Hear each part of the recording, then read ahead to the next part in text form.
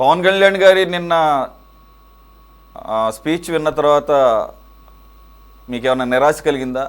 ఖచ్చితంగా నిరాశ కలిగే ఉంటుందేమో అని అనిపిస్తుంది. అంటే ఆయన ఏమాత్రం కూడా తన స్టాండ్లో ఏ విధమైనటువంటి మార్పు ఉండే అవకాశం లేదు.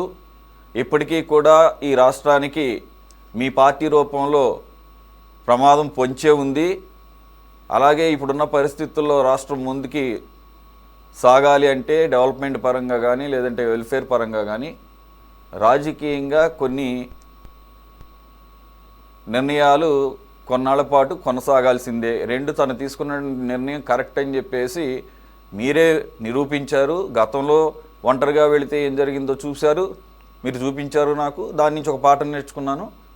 అలాగే మీ ప్రభుత్వ కాలంలో ఇప్పుడు వెంకటేశ్వరరావు గారు చెప్పినట్లుగా అప్పుడు ఉన్నటువంటి వ్యవస్థల యొక్క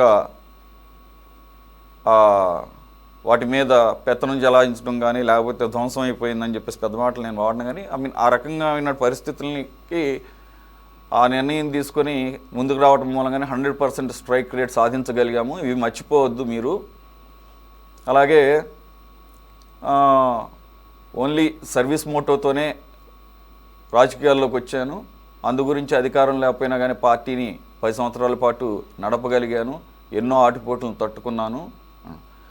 కానీ మీరు మీ పార్టీ వచ్చేసరికి ఎప్పుడు కూడా అధికారం గురించే మాట్లాడుతుంటారు. 2029లో మళ్ళీ అధికారంలోకి వచ్చేస్తున్నాం, ఒక్కొక్కటి సంగతి తెలుస్తాం.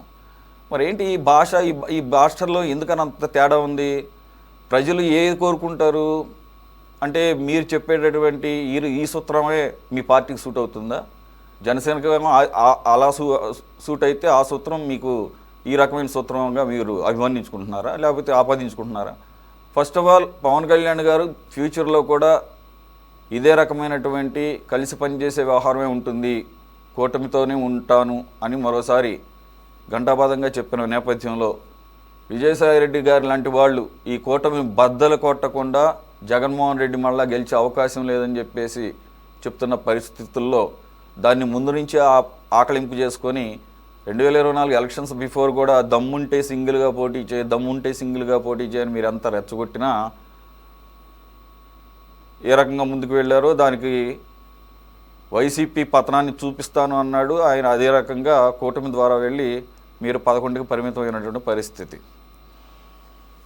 So what is your reaction on yesterday's Pavan Kalyan speech? Srikanth garu. Okay, Suresh గారు, మీకు ప్యానెల్లో ఉన్న పెద్దలకి, వీక్షిస్తున్న వీక్షకులకి అందరికీ శుభ సాయంకాలం. అంటే ఎట్లుందంటే మామూలుగా పూర్వకాలము ఒక సామెత ఉంది, బొంకరా బొంకరా పోలిగా అంటే టంగుటూరు మిరియాలు తాటికాయంతలా ఉన్నాయి అన్నాడు.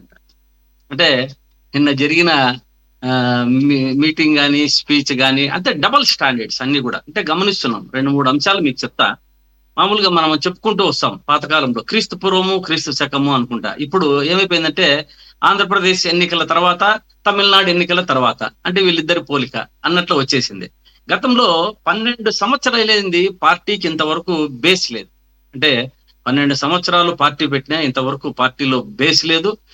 వారు మాట్లాడుతున్నది ఏం మాట్లాడతారంటే ఏం మాట్లాడుతున్నారు ఏమంట, జై ఆంధ్ర అని ఒకసారి, జై ఆంధ్ర, ఇప్పుడు జై అమరావతి అనకూడదు జై ఆంధ్ర అనేది ఒక 2-3 అంశాలు చెప్పుకుంటూ వచ్చినారు. ఎన్నికల ముందు ఏమన్నారు, మనం గతంలో చాలా సార్లు చూసినాం. కాపులను ఉద్దేశిస్తూ కాపులతో మాట్లాడుతూ వాళ్ళ సామాజిక వర్గంతో మీరంతా ఓట్లు వేస్తే కదా నేను సీఎం అవుతాను, వేసి చూడండి మాట్లాడండి అన్నాడు. ఇప్పుడు ఎన్నికల తర్వాత ఏమన్నాడు, మనం ఇట్టే 15 ఏళ్ళు చంద్రబాబు నాయుడు గారికి మనము దాసోహం ఉండాలా, మన పార్టీ సేవ చేయాలా అంటారు. అంటే ఒక్కసారి ఒక్క మాట మాట్లాడే దాంట్లో ఇది లేదు. దాదాపు ఇప్పుడు ఏమంటారు, త్రికరణ శుద్ధిగా 15 ఏళ్ళు మనము సర్వీస్ చేయాలా లేదు. మళ్ళీ ఏమంటాడు, దాంట్లోనే మళ్ళీ ఇంకోటి ఉంది, మీకు కార్యకర్తలకు కానీ మీకు కానీ మీ మనసు నొప్పించేటట్టుగా అయితే మరి నేను దాన్ని డెసిషన్ తీసుకుంటానంటాడు. అంటే అక్కడ ఒక క్లారిటీ అనేది కనపడడంలే. వారు మాట్లాడిన దాంట్లో ఎక్కడ మాట్లాడుతున్నాడో ఏం మాట్లాడుతున్నారో అనేది క్లారిటీ మాట్లాడడం లేదు. ఇక్కడైతే నాకు అనిపిస్తుంది ఇన్ని రోజులు మన పార్టీకి అయితే మన జనసేన పార్టీ దాదాపు వైసీపీ మన దీంట్లో వచ్చిన తర్వాత దీనివల్ల ఈ జనసేన పార్టీ వల్ల ఈ రోజు మీటింగ్ వల్ల వైసీపీకి వలసలు వచ్చేవారు ఎక్కువ అయినారన్నది మాత్రం వాస్తవం. అన్ని పార్టీ నుంచి, వైసీపీ నుంచి కానీ టీడీపీ నుంచి కానీ కాంగ్రెస్ పార్టీ గురించి కానీ. ఎందుకంటే ప్రజలకందరికీ ఒక క్లారిటీ వచ్చింది.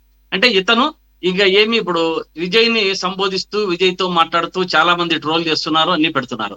అయినా కూడా ఇప్పటికి ఏమైపోయిందంటే మన ఇతనికి పవన్ కళ్యాణ్ గారికి ఒక అంతర్మదనం కూడా ఓ పక్క స్టార్ట్ అయింది. అంటే రాజకీయంగా వారు ఇట్లా అట్లా డెసిషన్ తీసుకోలేని పరిస్థితిలో ఉన్నారు. అంటే దీనికి అంతా కావాలంటే కూడా ఒకటి జగన్మోహన్ రెడ్డి గారి మాదిరి గాని విజయ్ మాదిరి గాని పార్టీ పెట్టాలంటే ఒక దమ్ము ధైర్యం ఉండి కూటమితో కాకుండా సింగిల్ గా పోవాలా అనేది ఒక ఆలోచన విధానము, ఒక మనసులో ఒక ప్రత్యేకమైన ఇది ఉండాలి. అది అందరికీ రాదు, అది కొంతమందికే. జగన్మోహన్ రెడ్డి గారు కానీ ఇప్పుడు చూస్తూ కూరుకున్నప్పుడు విజయ్ వారికి కానీ, ఇప్పుడు టీడీపీ పార్టీ చంద్రబాబు నాయుడు గారికి అది ఉండదు. ఇప్పుడు పవన్ కళ్యాణ్ గారికి పార్టీలో బేస్ లేదు కాబట్టి అస్సలు ఉండదు.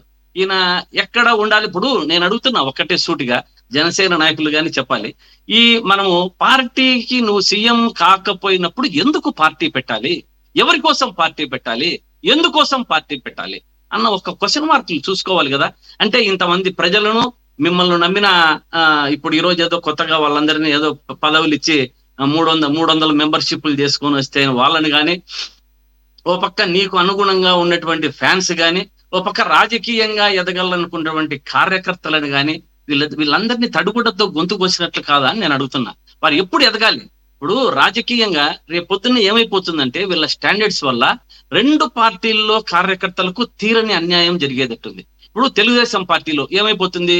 ఈ రోజు వచ్చే ఎన్నికల్లో దాదాపు 50% బేస్ చేసుకోవాలని చూసుకుంటున్నాడు. అంటే గ్రౌండ్ గా మన రాబోయే మున్సిపల్ ఎలక్షన్స్ లో గానీ, రాబోయే మన పంచాయతీ ఎలక్షన్స్ లో గానీ, ఇప్పుడు మన టీడీపీకి గ్రౌండ్ ఉంది. టీడీపీ అనేటువంటి ఊతకర్రను పట్టుకొని ఏమంటున్నాడు? అన్ని పంచాయతీల్లో గానీ అన్ని దాంట్లో గానీ ఇప్పుడు 50% అడుగుతాడు గ్యారంటీగా. నాకు తెలిసి 50% అడిగే పరిస్థితి వస్తుంది. దీని నుంచి బేస్ చేసుకోవాలి వస్తున్నాడు. అప్పటికి ఏమి తెలుగుదేశం పార్టీ కోసం కొమ్ముగాచి 40 ఏళ్ల నుంచి పార్టీని నమ్ముకోనున్న ఎంతమంది నాయకులు గాని, ఎంతమంది కార్యకర్తలు గాని అన్యాయం అయిపోతారు చూడండి. ఓ పక్క అట్లా, ఓ పక్క టీడీపీ కార్యకర్తలకు టీడీపీ నాయకులకు అన్యాయం అయిపోయేది గ్యారంటీ. ఈ పక్క ఏం చేస్తారు? ఇంకా మనకు జనసేన నాయకులు ఎంతమందికి ఇక్కడ ఒక 50% తీసుకొని వస్తారు. ఇక్కడ వీళ్ళ అంతర్మదనంలో వీళ్ళని గెలిపించాలా, వాళ్ళు గెలిపించాలా, ఒక్కరికొక్కరు మనకు అన్యాయం జరుగుతుందని టీడీపీ కార్యకర్తలు వాళ్ళని లాగడం, ఈ జనసైనికుల్లో మమ్మల్ని వాళ్ళు గెలిపించడం లేదని చెప్పి పార్టీలో రేపటి నుంచి అసమ్మతి కుమ్ములాట ఒక్క రేంజ్ లో ఉండదు. అది ఇంకా చెప్పుకునేదానికే మనము ఏది చెప్పలేమో ఆ రేంజ్ లో పార్టీ ప్రవర్తిస్తుంది. ఈ పవన్ కళ్యాణ్ గారు ప్రవర్తిస్తున్నారు ఏదో ఒక స్టాండర్డ్ గా. ఇప్పుడు మన ముఖ్యమంత్రి కావాలనుకుంటున్నా అయిదాం, లేదు కావాలని మళ్ళీ మనసులో ఉంది. విజయ్ మాదిరి గెలవాలి, విజయ్ మాదిరి తీసుకోవాలి అని మనసులో ఉందే. ఇప్పుడు గ్రౌండ్ లేనప్పటికీ 50% రేపు అడిగిపోయే పరిస్థితుల్లో పంచాయతీల్లో అడుగుతారు. అంటే గ్రౌండ్ ప్రిపేర్ చేసుకోవాలని. ఇటువంటి డబుల్ స్టాండర్డ్స్ లో పార్టీని గట్టు చేర్చడం అనేది అంత ఈజీ కాదు. ఎందుకంటే ఆ గట్టు ఉండాలి. మీకు చాలా కన్సర్న్ ఉందండి. జనసేన అన్నా కానీ పవన్ కళ్యాణ్ అన్నా కానీ మీకు ఎంత ప్రేమ ఉందన్న సంగతి మాకు తెలియదు సార్. మాకేం లేదు సార్, బాగుండాలని. ఏమంటే నేను ఇప్పుడు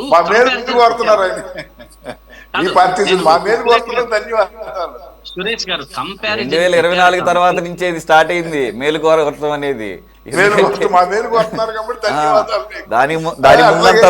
దానికి ముందంతా పవన్ కళ్యాణే కదా ఫస్ట్ టార్గెట్.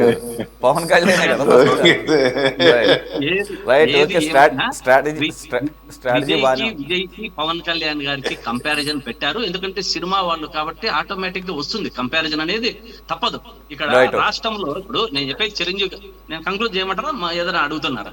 కంక్లూడ్ చేసింది సార్. అంటే ఏం లేదు, ఇప్పుడు తమిళనాడు యాక్చువల్గా పరిపాలన పరంగా కూడా ఏమీ తక్కువ స్థాయిలో లేదు. డిఎంకే బాగానే నడిపింది ప్రభుత్వాన్ని. ఆర్థికపరమైనటువంటి అభివృద్ధి కూడా ఉంది. దేశంలోనే రెండో స్థానంలో ఉంది ఆర్థిక అభివృద్ధిలో.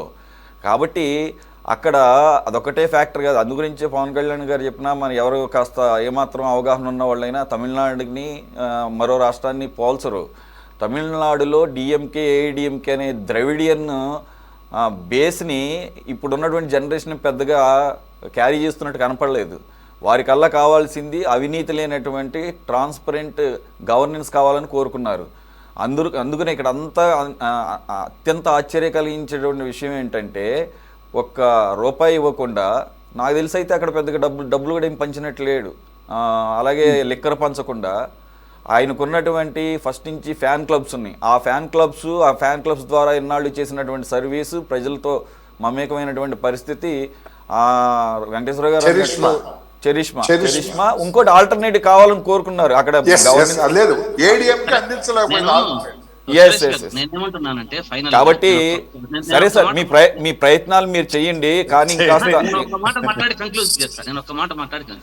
నేనేమంటున్నానంటే లాస్ట్ కి ఇప్పుడు కొత్తగా పవన్ కళ్యాణ్ గారు ఒక ఏదో సాదిక్కు ఉద్యమి ప్రదాత అని పెట్టారు. అంటే ఇన్ని రోజులు ఎవరు నిన్నారు? జనసేన కార్యకర్తలు, కాపు సామాజిక వర్గం బాగా వారితో పాటు నడిచింది. పోయినసారి ఎన్నికల్లో బాగా ఇచ్చేశారు.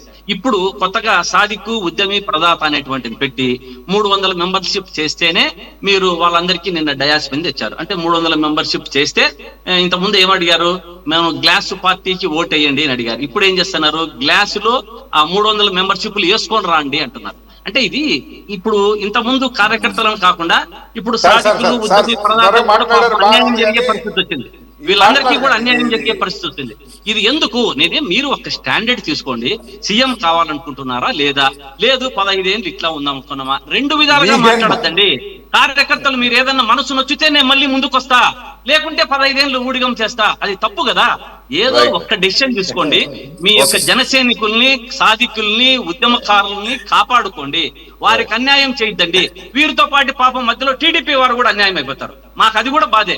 ఎవరైనా కార్యకర్తలు పార్టీల కోసం కష్టపడుతుంటాం మనమంతా. వాళ్ళైనా వీళ్ళైనా అన్యాయం కాకూడదు అనేది నా ఉద్దేశం. నిజమైనటువంటి జనసేన కార్యకర్త వారు మాకు నేను అందరి కోసం మాట్లాడుతున్నా. అది కాదు మనకి తెలుగుదేశం పార్టీ నుంచి ప్రతినిధి జాయిన్ అయ్యారు సార్.